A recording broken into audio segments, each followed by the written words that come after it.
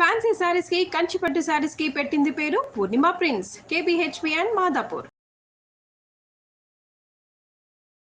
నమస్కారం.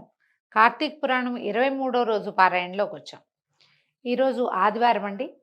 రేపు సోమవారం, ఆఖరి సోమవారం. ఈ సంవత్సరం కార్తీక మాసంలో 4 సోమవారాలు వచ్చినాయి. ఆఖరి సోమవారం 24వ రోజు పారాయణ వింటాము.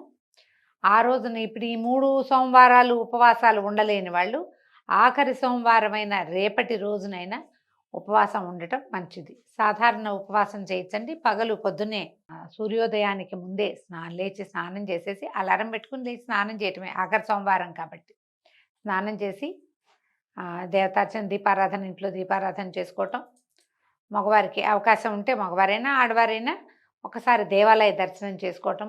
పగలు నిరాహారంగా ఉండి సాయంకాలం చుక్కలు వచ్చిన తర్వాత, చుక్కలు కొంచెం తక్కువ కనపడతాయండి, ఎందుకంటే అమావాస్యకి వారం రోజుల దగ్గరకు వచ్చేసాం కాబట్టి కొంచెం తక్కువ ఉంటుంది. చీకటి పడిన తర్వాత ప్రదోషకాలం అయ్యాక అర్చన అయిన తర్వాత చక్కగా వంట చేసుకుని భోజనం చేయొచ్చు. అవకాశం ఉంటే ఈ రోజున ఏదైనా దానం చేయండి. దేవాలయంలో అన్నదానానికి డబ్బులు ఇవ్వండి, అన్నదానం చేయండి. ఎవరైనా నలుగురిని మీతో పాటు భోజనానికి పిలవండి. ఇంట్లో ఇన్ని రోజులు చేయలేని వస్త్రదానమో, దీపదానమో, తిలదానమో ఏది కుదిరితే అది ఈ రోజున దానం చేయండి. విశేషించి ఫలదానం కూడా చేయొచ్చు. ఉపవాసం ఉన్న వాళ్ళకి తలా 2 పళ్ళు ఇచ్చినా కూడా మీకు ఉపవాస ఫలితం ఇతోధికంగా లభిస్తుంది. అవకాశం ఉన్నవాళ్ళు ఈ ఆఖరి సోమవారాన్ని సుసంపన్నం చేసుకోండి. అయితే మొదటి ఏకాదశి లాగానే ఈసారి ఏకాదశి కూడా సోమవారం అనంతరం రోజే వచ్చిందండి. అయితే సోమవారము లేదా ఏకాదశి మొత్తం రోజంతా ఉపవాసం ఉండాలి, మన వల్ల కాదని అనుకుంటే కనుక విశేషమైన కార్తీక సోమవారం నాడైనా ఉపవాసం చేసుకోండి. ఇంకా పారాయణలోకి వద్దాం. ఇప్పుడు ఈ బృందాదేవి ఒక ముని దగ్గరికి వెళ్ళిందని ముందు భాగంలో చెప్పుకున్నాం. నిజానికి చాలా పరాక్రమవంతుడు జలంధరుడు. అతను అప్పటికే త్రిలోకాధిపతిగా ఉన్నాడు.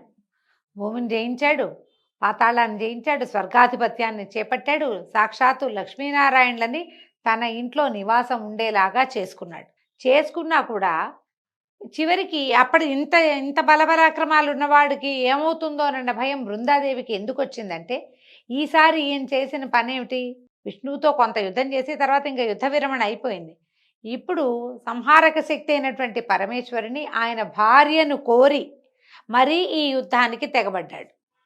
పరమేశ్వరుడితో యుద్ధం అంటే ప్రపంచంతో యుద్ధం. అది ఇంత పెద్ద యుద్ధానికి వెళ్ళేసరికల్లా ఆమె భయపడి తన భర్త ప్రవర్తన సరైంది కాదు కాబట్టి ఒకవేళ ఏదైనా ఆయనకి కీడు వస్తుందేమోనని భయపడి ఎవరినైనా సలహా అడగాలని అనుకుంది. అయితే ఆ సమయంలో పాతాళంలో ఒక ముని ఒక ఆయన వేయించేసి ఉన్నాడని సఖుల ద్వారా తెలుసుకుని, ఈవిడికి ఏ ఋషులు మునులు అందుబాటులో లేరు, ఎందుకంటే ప్రపంచం అంతా యుద్ధంలో ఉంది, లక్ష్మీనారాయణ ఇంట్లోనే ఉన్నారు, ఇంకా వాళ్ళని అడగదలుచుకోవాలి. ఆవిడ వెళ్ళి ఎవరో ఋషిని ఆశ్రయించాలనుకుంది. ఫలానా ఎవరో ఒక ఋషి గారు ఉన్నారు, ఆయన చాలా అద్భుతంగా చెప్తాడని ఒక మాయ వల్లే అదంతా జరిగింది. విష్ణువు యొక్క మాయోపాయంతో ఈవిడ ఆ మునిగారిని చూడ్డానికి వెళ్ళింది. వెళ్తే అదొక దట్టమైన అడవి ప్రాంతం, ఇంచుమించుగా ఒక ఉద్యానవనంలాగా ఉన్నది, కేళీవనంలాగా ఉంది. అక్కడికి వెళ్ళేసరికి ఆ ఋషి ఒక ఆయన చక్కగా అక్కడ తపస్సు చేసుకుంటూ, మనోహరమైన స్వరూపం కలిగిన ఋషి తపస్సు చేసుకుంటున్నాడు. ఈమె పోయి ఆయన దగ్గరికి వెళ్ళి చెప్పింది, నేను జలంధరుని భార్య అయిన బృందని, కాలనేమి నా తండ్రి, నా భర్త పరమేశ్వరుడితోటి యుద్ధం చేస్తున్నాడు, సమస్త దేవగణాలు, తర్వాత నందీశ్వర, విఘ్నేశ్వర, సుబ్రహ్మణ్యేశ్వర గణాలు కూడా ప్రమథగణాలతో కలిసి నా భర్తతోటి యుద్ధం చేస్తున్నాయి. ఈ యుద్ధంలో ఆయనకి ఏదైనా కీడు వాటుతుందేమోనని నాకు ఒక శంకగా, భయంగా ఉంది. ఎప్పుడూ లేనిది కళ్ళు అదురుతున్నాయి, భయం వేస్తుంది, చేతిలో వస్తువులు పడిపోతున్నాయి. ఏదైనా భర్తకి ఆపత్త వస్తుందేమోనని, విపత్తి కలుగుతుందేమోనన్న శంకతోటి నిన్ను ఆశ్రయించాను. నాకు ఏదైనా చెప్పు, నా భర్త ఎలా ఉన్నాడో నేను తెలుసుకోలేకపోతున్నాను అని అడిగేసరికల్లా ఈయన ఏం చేశాడు, ఈయన సరే నేను నీకు చెప్తానని ఆకాశం వైపు చూసేట. ఆకాశం వైపు చూస్తే ఆకాశం వైపు నుంచి 2 వానరులు వచ్చారు, 2 కోతులు వచ్చినాయన్నమాట. ఈ వచ్చిన వానరులతోటి ఈయన ఒక ఆజ్ఞాపించాడు కనుబొమ్మలతోటి, యుద్ధానికి వెళ్ళి అక్కడ పరిస్థితి ఏంటో తెలుసుకో, జలంధరుడి స్థితి ఏమిటో తెలుసుకోండి అని కంటితోటే, నోటి వాక్యాలతోటి కాదు, కంటితోటే ఆజ్ఞాపించాడు. ఈ ఆజ్ఞాపించబడిన ఈ 2 కోతులు ఆకాశానికి ఎగిరిపోయినాయి. ఆయన కూర్చున్నాడు, ఆయన కేసే చూస్తూ పరమభక్తితోటి బృందాదేవి కూడా ఆయన సన్నిధానంలో కూర్చుండిపోయింది. అయితే కాసేపటికి ఆ కోతులు 2 తెగవేయబడిన జలంధరుడి చేతులు, మొండెము, తల తెచ్చి అక్కడ పెట్టేయట. మొండెం కనపడుతోంది, తల కనపడుతోంది, 2 చేతులు నరికేసున్నాయి, తల నరికేస్తుంది. ఈ 3 అవయవాల్ని తీసుకొచ్చే శరీరాన్ని మోసుకొచ్చేసినాయి. తల ఒకటి, చేతులతో 2 చేతులు పట్టుకొచ్చి అక్కడ పెట్టింది. అది చూసేసరికి భర్త యొక్క ఖండితమైన అవయవాలు చూడగానే ఒల్లుమని ఏడ్చింది బృందాదేవి. విపరీతంగా ఏడ్చి ఆ ఋషి పాదాలు పట్టుకుంది. నా భర్తను బతికించు, నా భర్తను బతికించు, ఈ యుద్ధ విరమణ చేయిస్తాను, ఈ అకాల మరణం ఎందుకు వచ్చింది ఇతనికి, ఇతను చేసిన పని వల్లే వచ్చింది, నువ్వు బతికించు, ఇతనికి నేను బుద్ధి చెప్పుకుంటానని పరిపరి విధాలుగా బతిమలాడింది. బతిమలాడితే ఈయన ఏమన్నాడు, ముని నవ్వుతూ, శివోపహతులైన వాళ్ళని బతికించడం ఎవ్వరికీ సాధ్యం కాదు, అయినా నీ పట్ల నాకు అవ్యాజమైన కరుణ ఏర్పడింది, తప్పక బతికిస్తానని చెప్పి అంతర్ధానం అయిపోయాడట అక్కడి నుంచి. శివోపహతుడు అంటే పరమేశ్వరుని వాళ్ళ సంహరింపబడిన వాడిని ఎవరైనా బతికించగలరా? నా వల్ల కాదు, కానీ నువ్వు చాలా భక్తురాలివి, చాలా చక్కటి దానివి, నువ్వు ఎంతో బాగా భర్తను గురించి కనుక్కోవాలని అనుకుంటున్నావు, అందుకని నీ మీద నాకు ఎంతో ప్రీతి కరుణ కుదిరినాయి, కాబట్టి బతికిస్తానని ఆయన మాయమైపోయాడు. ఆయన మాయమైపోయిన మరుక్షణము ఈ ముక్కలు చెక్కలుగా పడి ఉన్నటువంటి జలంధరుడి అవయవాలన్నీ అతుక్కుపోయి పునర్జీవితుడైపోయాడు, బతికి లేచి వచ్చేసాడు. ఈ ఖిన్నురాలుగా పరమ దుఃఖంతో నెత్తి మీద చేతులు పెట్టుకుని కూర్చున్న బృందని కౌగులించుకుని ఆమె ముఖాన్ని పదే పదే ముద్దాడట. దాంతో ఆవిడ ఈ పునర్జీవితుడైన భర్తను చూసేసరికి పిచ్చిగా సంతోషించేసింది, పులకరించిపోయింది. భర్త చచ్చిపోయాడు అనుకుంది. ఆయన బతికొచ్చేసరికల్లా ఇంకా దేశకాల విచక్షణ నశించింది ఆవిడికి. ఇది ఒక ఋష్యాశ్రమానికి వచ్చాం, ఒక ఋషి ఇక్కడ ఉన్నాడు, ఆయనే ఇతన్ని బతికించాడు, ఆ ధ్యాస కలగల ఆమెకి. ఈ భర్త కౌగులించుకునేసరికల్లా ఇంకా ఆయన ఆ వనంలోనే ఉండిపోయి అతనితో అనేక రకాల సురత క్రీడలతోటి మునిగిపోయింది. అయితే ఈ మనోహరుడు చనిపోయాడు అనుకున్నవాడు బతికొచ్చేసరికల్లా ఈ పిచ్చి సంతోషంలో ఈ తనతో కలిసిన వాడు భర్త కాడని ఆమె గ్రహించల. అనేక రకాలుగా క్రీడించిన ఒక సురతావసాన సమయంలో ఆయన నిజరూపం వచ్చేస్తుంది. ఇది దేవతల గాథల్లో అది కనపడుతుంది అన్నమాట.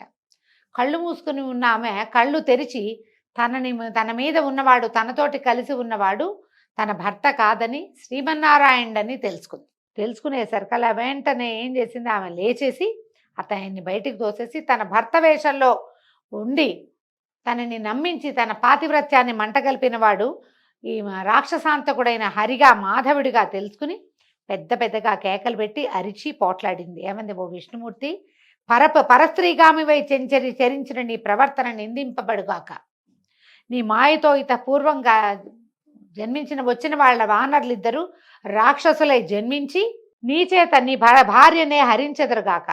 నువ్వు భార్యా వియోగ దుఃఖితుడివై నీ శిష్యుడైన, అప్పటికి ఈయన పక్కన శిష్యుడు ఒకడున్నాడు, ఈ ముని పక్కన ఆదిశేషువే శిష్యుడుగా ఉన్నట్టు అక్కడ, ఆదిశేషునితో సహితుడివై అడవులలో పడి తిరుగుతూ వానర సహాయమే గతి అయిన వాడివి అగుదువుగాక అని శపించేసింది. భీషణంగా అరిచి కేకలు పెట్టింది, తిట్టింది. పరస్త్రీగామివయ్యావు, నువ్వు పరస్త్రీనైనా నాతో చరించావు కాబట్టి నువ్వు భార్యా వియోగాన్ని పొందుతావు. ఏ కోతి మొహాలతోటి వచ్చి నన్ను ఇలా వంచారో, నా భర్త శవాన్ని చూపించారో వాళ్ళిద్దరూ రాక్షసులైపోతారు. వాళ్ళిద్దరూ ఎవరు? విష్ణుమూర్తి ఎక్కడికైనా వస్తే ఎవరు వస్తారండి? ఆయన వెనకాల పడి వచ్చేవాళ్ళు ఎప్పుడు అయితే గరుత్మంతుడు, జయ విజయులు ఆయన పార్షదులైన వాళ్ళు, లేదా ఆయన పడుకుని శయ్యగా ఉండేటువంటి ఆదిశేషుడు.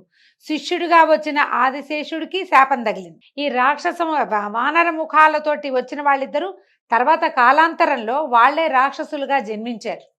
జయ విజయులిద్దరే రావణ కుంభకర్ణులుగా జన్మించారని కథనం. నువ్వు చివరికి భార్యా వియోగివై నీ వెనకాల ఇది ఆదిశేషుడే సహాయుడుగా ఉండి కేవలము వానరాలు తప్పిస్తే ఎవ్వరూ సహాయం చేయలేని స్థితిలో పడిపోతావు. నువ్వు వాళ్ళని చూపించి నన్ను మోసం చేశావని నానా విధాలుగా ఆయన్ని తిట్టి దుఃఖిస్తూ పరమ దుఃఖంతో ఆవిడేం చేస్తుందట, అగ్నిని కల్పించుకుని అందులోకి పడి బూడిదైపోయింది.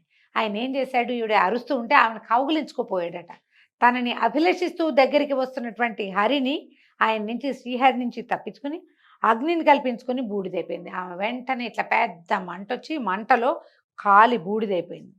అయితే ఏమైందట, ఈ తను కల్పించిన మాయలో ఆమెని భ్రమింపచేసిన విష్ణువు ఈ భార్య స్త్రీ సౌఖ్యంలో మైమరిచిపోయి ఉన్నవాడై మాయామోహితుడైపోయాడట. ఇలా జరుగుతుందా? జగన్నాటక సూత్రధారే ఇంత పని ఇలాంటిది జరుగుతుందా అంటే శివమాయ, విష్ణుమాయ, బ్రహ్మాది మాయల కంటే మహామాయ ఒకటి ఉన్నదని, దానికి మేమెవ్వరము అతీతులము కాము అని మహావిష్ణువే ఒక కథనంలో చెప్పినట్టుగా మనకి కనపడుతుంది. శివపురాణంలో కనిపిస్తుంది ఈ కథనం. మాటివి చిన్న మాయలు, వీటిని మించిన పెనుమాయ ఇంకొకటి ఉన్నదని చెప్తాడు ఆయన. విష్ణుమాయ కంటే అతీతమైనటువంటి పరమేశ్వరి మాయకి లోబడిపోయి ఆయన విపరీతంగా దుఃఖాన్ని పొందాడట. ఈ తాను కోరుకుంటున్న స్త్రీ బూడిదైపోయేసరికల్లా ఆ బూడిదని, ఆ చితాభస్మాన్ని ఒంటికి పూసుకుని ఆమె కోసమే దుఃఖించడం మొదలుపెట్టాడు. తాను ఎవరన్నది ఒక్క క్షణం పాటు మర్చిపోయాడట మహావిష్ణువు కూడా. దాంతో ఈ చుట్టుపక్కల ప్రాంతాల్లో ఉన్నటువంటి సిద్ధులు, ఋషులు అందరూ పరిగెత్తుకొచ్చారు. ఎప్పుడైతే ఈమె యోగాగ్నిలో తగలబడిపోయిందో పరిగెత్తుకుంటూ వచ్చారు. విష్ణువు యొక్క దుఃఖభరితమైన స్వరం వినపడేసరికి ఎందరో సిద్ధులు, మునులు, యోగులు అందరూ వచ్చి, మహాదేవ, నువ్వు శ్రీమన్నారాయణ, నువ్వు నారాయణుడివి, చనిపోయింది జలంధరుని భార్యే తప్పిస్తే నీ భార్య కాదని వాళ్ళు ఎంత చెప్పినా ఈయనకి అర్థం కాలేదట. ఈ మరణ మాయలో చిక్కుకుపోయి ఉన్నాడు ఆయన. శాంతిని పొందలేకపోయాడు. అశాంతితో అల్లాడిపోతున్నాడట ఆయన. అలా నడుచుకుంటూ వెళ్ళిపోతున్నాడు. దుఃఖంతో ఏడుస్తూ ఆమె చితాభస్మాన్ని ఇలా గుప్పెళ్లతో పట్టుకుని ఉన్నాడట. దాన్ని గుండెలకి, ఒంటికి రాసుకుంటూ ఎక్కడికో నడిచి వెళ్ళిపోతున్నాడు. మహామాయ మోహంలో మునిగిపోయినటువంటి ఈ విష్ణుమూర్తిని ఎలా స్వమామూలు లోకాలకి తెచ్చారో, బ్రహ్మాది దేవతలు ఏ ప్రణాళికని రచించారో మనం వచ్చే భాగంలో తెలుసుకుందామండి. ఈ రోజుతో 23వ రోజు పారాయణ పూర్తయింది. మళ్ళీ రేపు ఉదయం సోమవారం నాడు 24వ రోజు పారాయణతోటి కలుసుకుందాం. నమస్కారం.